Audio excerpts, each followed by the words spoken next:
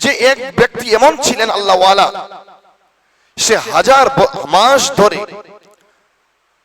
মাস ধরে আল্লাহ তাআলার রাস্তায় জিহাদ করতে, অর্থাৎ সে আল্লাহ তাআলার কত প্রিয় ছিলেন। অর্থাৎ হাজার মাস ধরে, অর্থাৎ 83 বছর 4 মাসের মতো মিনিমাম এতদিন ধরে শুধুমাত্র আল্লাহর রাস্তায় জিহাদই করেছেন।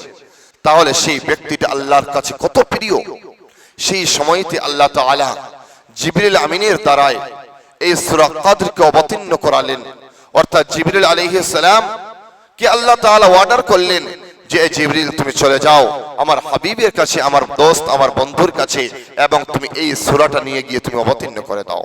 অর্থাৎ আল্লাহ তাআলা এই সূরার মাধ্যমে আমাদেরকে পরিপূর্ণ জানিয়ে দিলেন যে সে যতই সে 1000 বছর বাঁচুক না কেন, সে 500 বছর বাঁচুক না কেন, সে যতই আল্লাহর রাস্তায় 50 বছর 60 বছর 70 বছর আল্লাহর রাস্তায় জিহাদ করুক না কেন, আমাদের আল্লাহ তাআলা এমন একটি গিফট, একটা হাদিয়া, এমন একটি সারপ্রাইজ দিয়েছেন যেটা আমরা অতি স্বল্প টাইমে করলেই তার থেকে বেশি সওয়াব পেয়ে যাব। এই জন্য উম্মতি মুহাম্মাদিকে আল্লাহ তাআলা এই সূরা কদরকে গিফট দিলেন এবং জিবরিল আলাইহিস সালাম এসে নবী সাল্লাল্লাহু আলাইহি ওয়াসাল্লামের উপরে অবতীর্ণ করলেন, বললেন যে নবী আপনার উপর আল্লাহ তাআলার তরফ থেকে আমি এসেছি যে ইন্না আনসালনাহু ফি লাইলাতুল কদর, আল্লাহ তাআলা আপনার উপর কদর অবতীর্ণ করেছেন। আপনি কি জানেন যে লাইলাতুল কদর কি জিনিস? আল্লাহ নবী সাল্লাল্লাহু আলাইহি ওয়াসাল্লাম কে বললেন ওয়া মা আদরাকা মা লাইলাতুল কদর, হে নবী আপনি জানেন যে কদর কি জিনিস? লাইলাতুল কদরি খায়রুম মিন আলফি শাহর, এই কদর এমন একটা জিনিস যেটা হলো 1000 মাসের থেকে উত্তম। লাইলাতুল কদরি খায়রুম মিন আলফি শাহর তানাজ্জালুল মালাইকাতু ওয়ার রূহু ফিহা বিইذনি রাব্বিহিম মিন কুল্লি আমর, এবং জিবরিল আলাইহিস সালাম এবং আরো অনেক ফেরেশতারা আল্লাহ তাআলার হুকুমে আল্লাহ তাআলা দুনিয়ার বুকে অবতরণ করান, দুনিয়ার বুকে পাঠান। কি করে? তার সম্মানিত ফেরেশতাদেরকে আল্লাহ তাআলা পাঠান। কতক্ষণ ধরে? সালামুন হিয়া হাত্তা মাতলাইল ফজর, অতক্ষণ অবধি যতক্ষণ না ফজরের ওয়াক্ত হচ্ছে।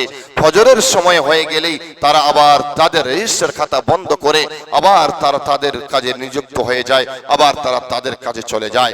এই সূরার সংক্ষিপ্ত তরজমাতে আমরা এটুকুই বুঝতে পারলাম যে আল্লাহ তাআলা এই মাসে, এই রমজান মাসে একটি ফজিলতপূর্ণ অর্থাৎ রাত রেখেছেন যেটা হলো কদরের রাত। আর এই কদরের রাতটা এমন একটি গুরুত্বপূর্ণ রাত যেই রাতে আল্লাহ তাআলা এই কোরআনকে অবতীর্ণ করেছেন। হ্যাঁ, আমরা শুধু শুনেছি যে রমজান মাসে কোরআনকে অবতীর্ণ করা হয়েছে, কিন্তু কদর মাসে এটা তো আমরা জানতাম না।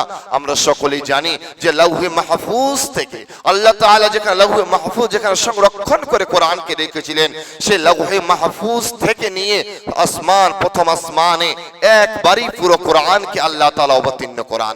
অর্থাৎ লাউহে মাহফুজ থেকে নিয়ে আল্লাহ তাআলা প্রথম আসমানে পুরো কোরআনকে একই সময় অবতীর্ণ করিয়েছিলেন।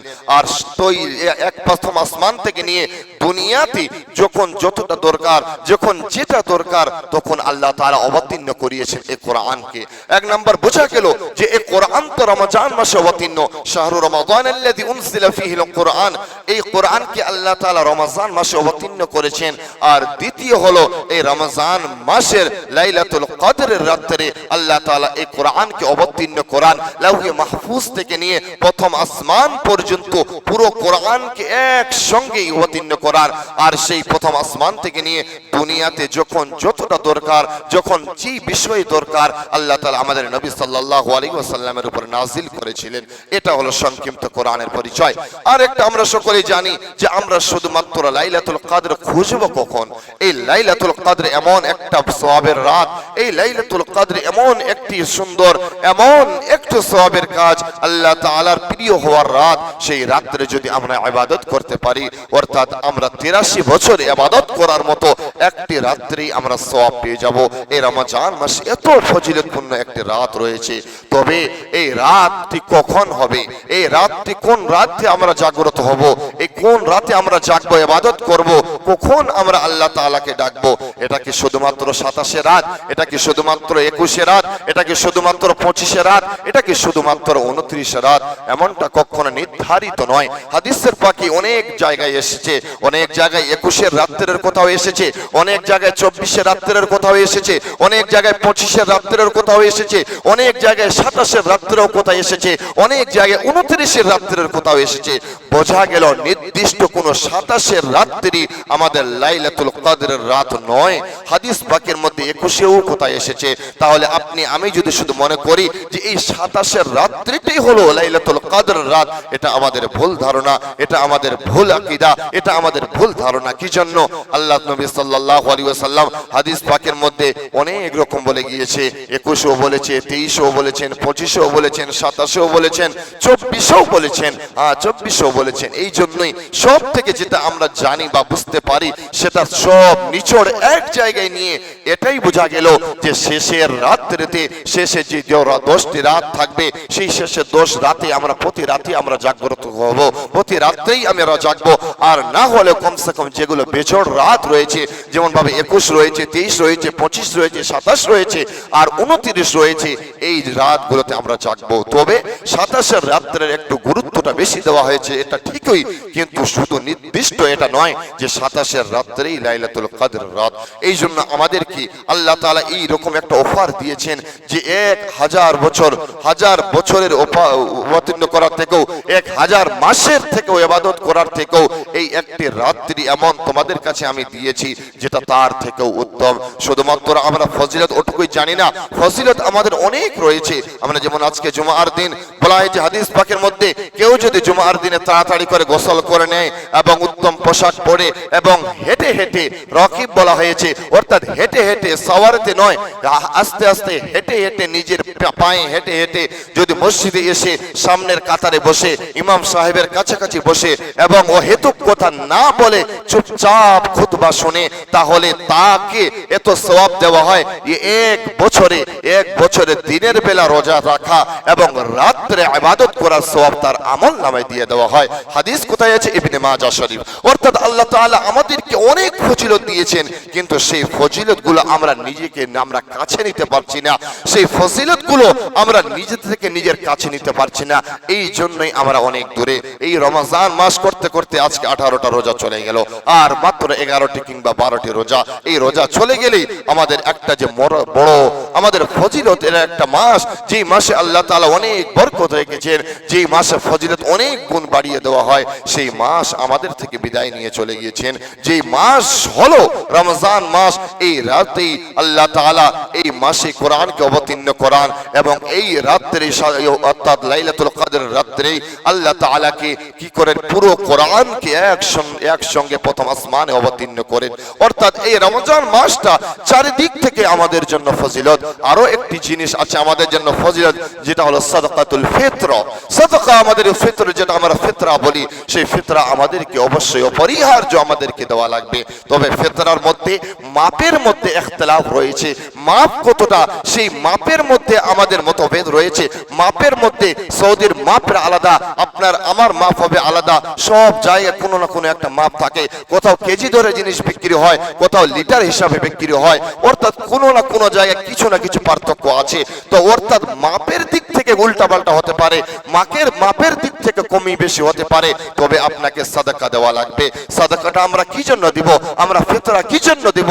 এই ফিতরাটা আমরা এই জন্যই দিব যে রমজান মাসে রোজা থাকা অবস্থায় আমাদের অনেক ভুল হয়ে যায়। আমরা অনেক হয়তো যেগুলো জিনিস আল্লাহ বারণ করেছে, তারপরেও আমরা মানুষ করতে গিয়ে সেই কাজগুলো করে ফেলেছি।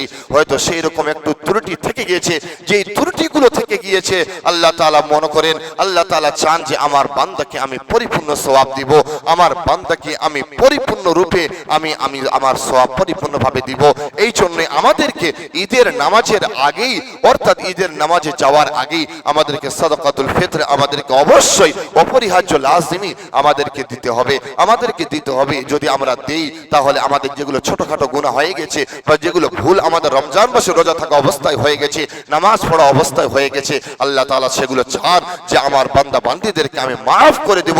এই জন্য সাদাকাতুল ফিতর আমরা সকলেই আমরা ধার্য যেটা করব বা ধার্য যেটা করা হবে আপনারা এটাতে ইখতিলাফ না করে, মতভেদ না করে আপনারা সকলেই দিবেন। অর্থাৎ বোঝা গেল এই সাদাকাতুল ফিতর দিতে গিয়ে 2-5 টাকা বেশি কমই হয়ে গেলে আমাদের গায়ে একটু জ্বালা হয়ে যায়। কেন জ্বালা হবে? আপনি শপিং করছেন পুরো মাস, আপনি 1000-1200 টাকা, 1500 টাকা, 2000-5000 টাকা শপিং করছেন, সেখানে আপনাকে গায়ে যন্ত্রণা লাগছে না, সেখানে আপনাকে কোনো মতো লাগছে না। আর মসজিদে 40-এর জায়গায় 50, 50-এর জায়গায় 60 বা 60-এর জায়গায় 65 টাকা হয়ে গেলে হ্যাঁ এত টাকা বেশি কেন? ইসলাম আপনাকে যেটা বলছে আপনি বেশি প্রশ্ন না করে আপনি মেনে নিন, এটাই আপনার জন্য ভালাই রয়েছে। নচেত মুসা আলাইহিস সালামের জামানায় যেমন ভাবে গরুর ঘটনাটা আমি বলেছিলাম যে কিরকম গরু আমরা নিব, কিরকম ধরনের গরু নিব, কি কালারের নিব, কিরকম ভাবে নিব, কিরকম সুন্দর ভাবে নিব, তো আল্লাহ তাআলা এরা প্রশ্ন করলো, আল্লাহ তাআলা উত্তরও দিয়ে গেলেন। অর্থাৎ তাদের কাছে অনেক মুশকিল হয়ে গেছিল সেই গরু খুঁজে পাওয়া। তো অর্থাৎ ইসলামে অর্থাৎ যেগুলো বলা হয় বেশি প্রশ্ন না করে আপনি মেনে নিবেন, এটাই আপনার জন্য ভালাই। কেন এটা হবে না? কোথাও তো 1 কিলো 640 গ্রাম হয়, কোথাও তো 2.5 কিলো হয়, তাহলে এটা এখানে কেন হলো না, ওটা ওখানে কেন হলো? তাহলে আপনি কমতিটা কেন দেখতে যাচ্ছেন যে 1 কিলো 640 গ্রাম যেটার মাপ বা 57 গ্রাম যেটার মাপ, আপনি এটা কেন ধরতে যাচ্ছেন? যেখানে 2.5 কিলো দিচ্ছে সেই মাপটা তো আপনি বলছেন না যে না আমি 2.5 কিলো মাপেরটা দিব। যেখানে 2.5 কিলো ভাবে দেওয়া হয় খাদ্যদ্রব্য, যেখানে 2.5 কিলো ভাবে সাদাকাতুল ফিতর নেওয়া হয়, সেটা তো আপনি একবারও ধরলেন না। আপনি সেই মাপে দেন, তাহলে কত টাকা আপনার হয়, কত টাকা আপনার সাদাকাতুল ফিতর পড়ে। অর্থাৎ আমাদের ইসলামের মধ্যে এই জিনিসগুলো নিয়ে বেশি বাড়াবাড়ি না করাই ভালো। আপনার জন্য যেটা নির্ধারিত করা হবে হাদিসে 2 রকম ভাবে এসেছে, অবশ্যই আপনি এটাকেও অমান্য করতে পারেন না, আপনি ওটাকেও অমান্য করতে পারেন না। আপনি একটা জিনিস আপনার সবসময় মনে রাখবেন, কোন সময় একটি জিনিস অনেক রকম ভাবে আপনি আমল করতে পারেন। তা বলে এটা নয় যে আমি যেটা করছি এটাই ঠিক, ও যেটা করছে ওটা ভুল, এমনটা নয়। অনেক রকম ভাবে একটাই জিনিস আপনি আমল করতে পারেন, সবটাই সঠিক। অনেক রকম ভাবে এরকম আছে সবটাই সঠিক রয়েছে। যেমন ভাবে মহারানার কথা বলা হয়েছে, কত রকমের হাদিস আছে মহারানার বিষয়। তো এক কথায় বোঝা গেল যে ইসলামে শুধুমাত্র একটার উপরেই যে ফয়সালা, এমনটা নয়। অনেক সময় একটা জিনিস অনেক রকম ভাবে আপনি করতে পারেন।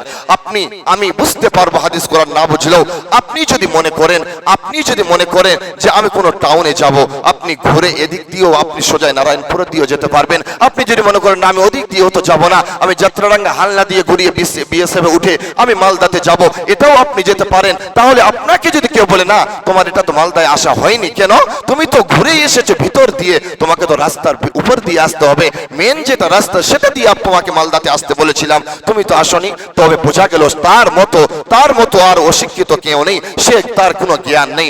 আপনার আমার কাজ ছিল মালদাতে আমাকে যেতে হবে, আমি যেইভাবেই চাই, আমি যেই সময়ে আমাকে দেওয়া হয়েছে সেই সময়ের আগে যদি আমি পৌঁছে যাই তাহলে আমি আমার কর্তব্য পালন করে নিলাম। কিভাবে যাব? আমি হেঁটে যাব না, সাইকেলে যাব না, গাড়িতে যাব, আমি গ্রামের ভিতর দিয়ে যাব না, সোজা রাস্তা দিয়ে যাব, এটা আমাদের দেখার বিষয় নয়। আমাদের দেখার বিষয় হলো আমাকে সঠিক টাইমে পৌঁছাতে হবে। তো সাদাকাতুল ফিতর হলো এটাই, আপনাকে আদায় করতে হবে। হাদিস যদি 2 রকম ভাবে সহি থাকে আপনি দুটোই পালন করতে পারেন, এটাতে কোনো মতভেদের দরকার নেই, এটা নিয়ে কোনো বাড়াবাড়ি করার দরকার নেই। আপনাকে আমাকে দিতে হবে। অর্থাৎ যার যেটা যেমন ভাবে হক, সেই হকটাকে অবশ্যই আমাদেরকে দিতে হবে। কেউ যদি কারো হক মেরে খেয়েছে, কুল্লুকুম রাঈন ওয়া কুল্লুকুম মাসউলুন আন রাইয়াতি, অর্থাৎ প্রত্যেকটা মানুষকে আল্লাহ তাআলা দায়িত্ব দিয়ে দুনিয়ার বুকে পাঠিয়েছেন, এবং যার যা দায়িত্ব সব নিজের দায়িত্ব যদি আমরা পালন না করি আল্লাহর কাছে পাকড়াও হতে হবে, আল্লাহর কাছে আমাদেরকে ধরা খেতে হবে যে তুমি তোমার দায়িত্ব কেন পালন করনি। বোঝা গেল দুনিয়ার বুকে চলতে গিয়ে আমাদেরকে সব জায়গায় ইনসাফ করতে হবে। এই রমজান মাসে তো আরো বেশি ইনসাফ করার দরকার যে কার হক কোনটা হক কার। সাদাকাতুল ফিতর আমি মসজিদে দিব না, সাদাকা আপনি মসজিদে দিতে পারেন না, ফিতরের টাকা মসজিদে চলবে না, ফিতরের টাকা আপনি দিবেন কাকে?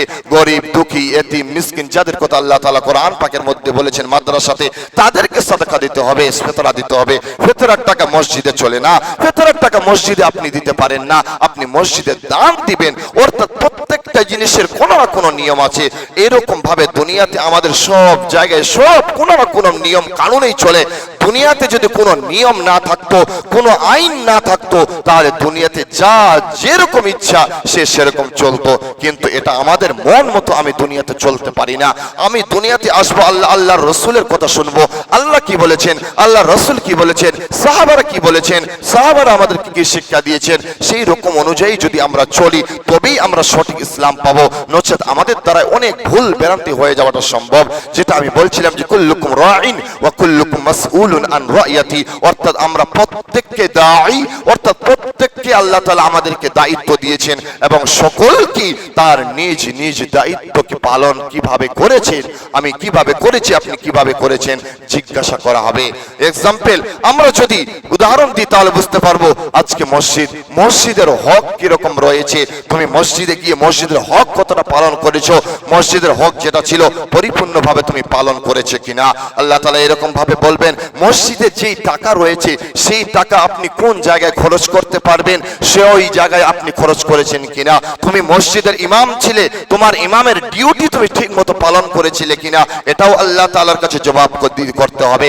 মসজিদের মুয়াজ্জিন ছিলে, মসজিদের মুয়াজ্জিন হিসেবে তোমার মুয়াজ্জিনের কাজ পালন করেছিলে কিনা।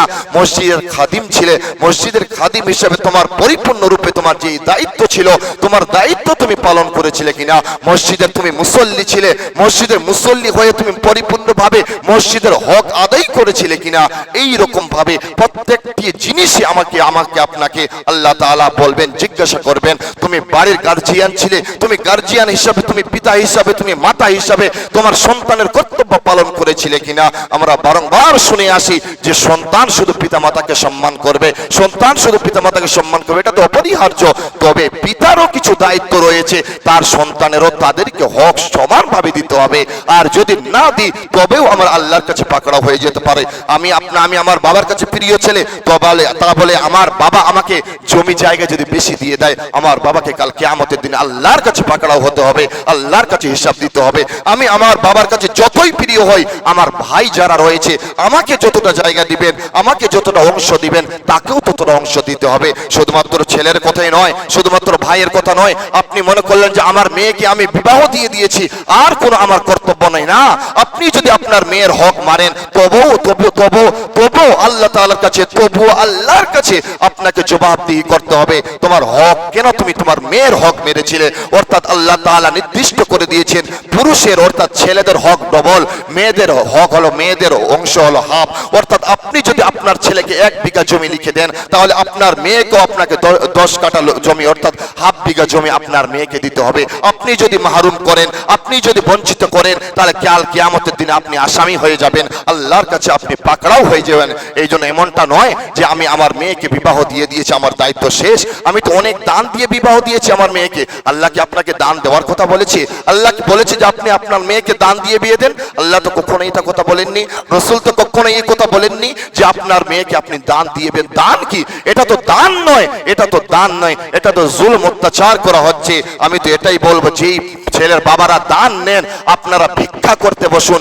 একটা ছেঁড়া গেঞ্জি পরে, একটা ফাটা থালা নিয়ে আপনি রাস্তায় বসুন। আপনি যদি আপনার বিহার কাছে দাবি করে যে টাকাটা আপনি নিলেন, তার থেকে আপনি ভিক্ষা করবেন, মানুষের দ্বারে দ্বারে যাবেন, দরজা যাবেন যে বাবা আমাকে 2টা ভিক্ষা দাও, আমাকে 1 টাকা দাও, 2 টাকা, 5 টাকা দাও, অনেক অনেক গুণ ভালো। আর যদি আপনি ডিমান্ড দান বলে ডিমান্ডকে চালান, দান কাকে বলা হয়? খুশি করে যেটা দেওয়া হয় সেটাই তো দান। আপনি আজকে মসজিদে 5 টাকা 10 টাকা দান করলেন, এটা হলো দান। আর যখন আমি কোনো মেয়ের পিতা, আমি যখন দিই আমার সারা জীবনের হয়তো যেগুলো কামাই করেছি, আমি যখন আমার মেয়েটাকে আপনাকে দেওয়ার জন্য সব টাকা যখন আপনাকে দেওয়া হবে, আমার মন কখনোই খুশি হবে না, কখনোই খুশি হবে না যে সারা জীবনের কামাই আমাকে কত কষ্ট করে এই টাকা আমি কামাই করেছি, এইগুলো দিয়ে দিতে হলো।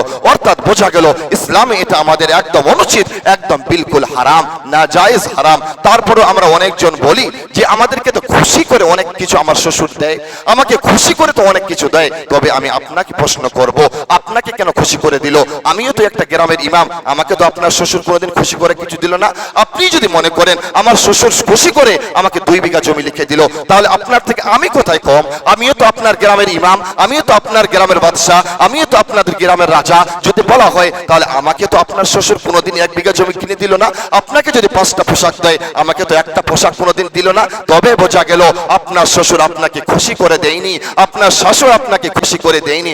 আপনি যে তার মেয়েটাকে চড়াচ্ছেন, আপনি যে তার মেয়েটাকে নিয়ে এসেছেন, তার জন্যই এটা দিচ্ছে বাধ্যতামূলক। অর্থাৎ বোঝা গেল যে আমাদেরকে এইরকম জিনিসগুলো থেকে আমাদেরকে দূরে থাকতে হবে। না, শ্বশুরের জিনিস আমি কেন নিব? আমি যেটা নিজে কামাই করব সেটা আমি নিব। আমার নিজের শ্রম দিয়ে আমি পরিশ্রম করে যেটা আমি কামাই করব, এটাই আমার জন্য হালাল। আর এইরকম ভাবে ডিমান্ড করে টাকা নেওয়া, এটা আমাদের ইসলামে অনুচিত। এটা একদম বিলকুল হারাম কাজ। এর থেকে ভিক্ষা করা লাখো কোটি গুণে বেশি ভালো। যাই হোক, লাস্ট কথা আরেকটা, যে আমরা জানি যেই টাকা যেই জায়গার সেই টাকা ব্যয় করতে হবে। যেমন ভাবে বললাম যে সাদকাতুল ফিতর অর্থাৎ ফিতরার টাকা যদি আমি মসজিদে দিই, আল্লাহর কাছে আমাকে জবাবদিহি করতে হবে যে সাদাকার ফিতরার টাকা মসজিদে চলে না, এই টাকা অন্যের হোক, এই টাকা হলো গরিব দুঃখীদের হোক, এই টাকা হলো মাদ্রাসার হোক, এই টাকা আমাদেরকে ও তার জায়গাতেই খরচ করতে হবে। এমন ভাবে অনেক জায়গায় দেখা যায় আমরা অনেক রকম ভাবে অনেক জায়গায় টাকা তুলি, আর সেই টাকাগুলো অন্য খাদে আমরা খরচা করি। এটা ভাবে চলবে না। যেমন ভাবে এই রমজান মাসে এই রেকর্ড হচ্ছে পুরো দুনিয়াতে ছড়িয়ে যাচ্ছে। আমি এই জন্যই বলছি যে আজকাল আমরা কিভাবে টাকা তুলি, কি জন্য? তারাবির জন্য। কি জন্য আমরা টাকা তুলছি? তারাবির জন্য। তার মানে কি, তারাবি যে পড়াচ্ছেন তার জন্য আমি টাকা তুলছি। আর তারাবির টাকা যদি 1000 হয়, 5000 হয়, 10000 হয়, যা হবে সেই টাকা কিন্তু মসজিদে লাগানো বিলকুল জায়েজ নয়, কখনোই নয়। যদি ফিতরার টাকা মসজিদে লাগানো জায়েজ না হয়, তাহলে আপনি হাফেজের নাম করে বা আপনি আলেমের নাম করে বা আপনার গ্রামের আপনি মৌলবীর নাম করে যে টাকাটা তুলছেন, সেই টাকাটা যদি আপনি মসজিদে রেখে দেন, মসজিদের কাজে লাগান, তবে এটা আপনার জন্য জায়েজ হবে না, এটা আপনার জন্য চলবে না। আপনি যদি মসজিদের কমিটি থাকেন, আপনি যদি মসজিদের দায়িত্বে থাকেন, আপনি যদি মসজিদের মুসল্লি থাকেন, আপনি যদি এটার দিকে ধ্যান না দেন, কাল কিয়ামতের দিনে আল্লাহর কাছে আপনাকেও পাকড়াও হতে হবে যে তোমার যেই টাকা সেই জায়গায় তুমি কাজে লাগাওনি কেন।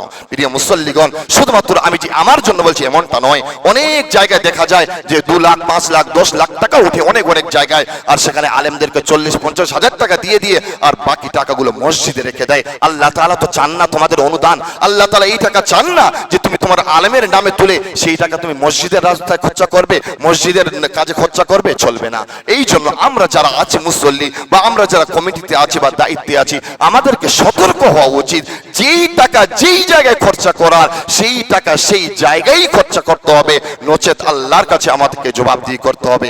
তারপরে আপনি শুনলেন, আপনি জানলেন, মানবেন না মানবেন আপনার ব্যাপার। আমি যে আমার স্বার্থে শুধু বলছি, কখনো নেগেটিভ চিন্তাটা নেবেন না। অর্থাৎ হক যেটা সেটা তো বলতেই হবে।